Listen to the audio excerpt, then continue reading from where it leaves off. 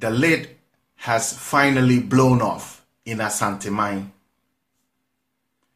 with the passing away of Nana Afia Kobi Ampem II, Asanteman.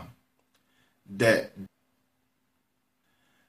Asante tradition alludes to a situation whereby an acting or caretaker queen mother sits in place of the deceased after her funeral rites are fully performed and until a new Asanteman is chosen. This triggered a wave of topical discussions among researchers and traditional scholars. Many toed the line that the Mampong Hema Nana Ejakuma Dufie II was the eminent caretaker because of the role of the Mampong stool. Bearing in mind its position as the silver stool office, second only in Asanteman to the golden stool office held by the Asantehene.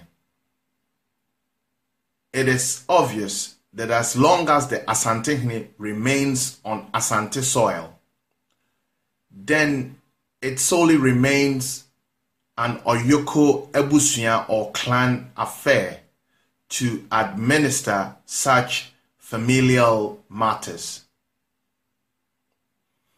On such a bearing did Otumfuo Osei-Tutu II appoint the Kokofu Hema Osajefo Kusua Imwa Beye as caretaker after Nana Afia Kobi Ampem II's funeral rites were fully performed.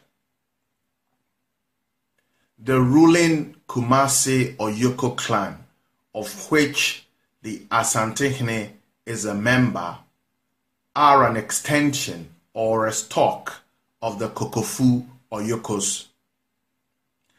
That is to further imply that the Asantehene originally hails from Kokofu.